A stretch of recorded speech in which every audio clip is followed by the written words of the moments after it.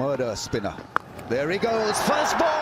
রুদ্ধশ্বাস এক লড়াই গড়ালো সুপার ওভারে। তাতে পাকিস্তানকে হারিয়েই দিল যুক্তরাষ্ট্র। টানা চমক জাগানো পারফরম্যান্সের পর এবারে টি-20 বিশ্বকাপে প্রথম অঘটনের জন্ম দিল যৌথ আয়োজকরা। সুপার ওভারে প্রথমে ব্যাটিং করে যুক্তরাষ্ট্র। পাকিস্তানের হয়ে বল করেন মোহাম্মদ আমির। প্রথম বলে বাউন্ডারি হজম করেন বাঁহাতি এই পেসার। ওই ওভারে 3টি ওয়াইড দেন আমির। ওই 3 ডেলিভারিতে আবার বাড়তি 4 রান নেয় যুক্তরাষ্ট্র।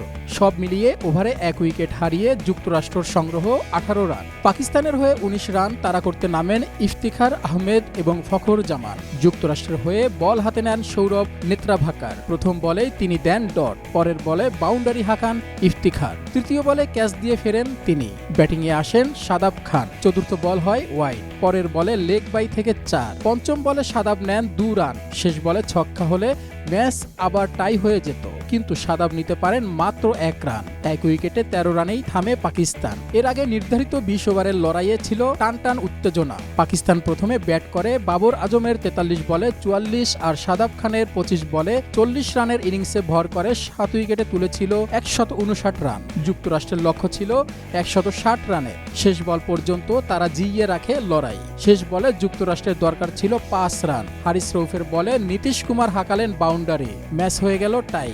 হারিস রৌফের শেষ ওভারে 15 লাগত যুক্তরাষ্ট্রের। ডানহাতি এই পেসার একটি 4 একটি ছক্কা সহ ওভারে দেন 14 রান। তাতেই টাই করে ফেলে যুক্তরাষ্ট্র। ডালাসের গ্র্যান্ড প্রেরি স্টেডিয়ামে এই ম্যাচে জয় বলতে গেলে নিশ্চিত ছিল যুক্তরাষ্ট্রের। 42 বলে তাদের যখন দরকার 56 রান, হাতে তখন 9 উইকেট। সেখান থেকে অবিশ্বাস্যভাবে দলকে লড়াইয়ে ফেরান পাকিস্তানি বোলাররা।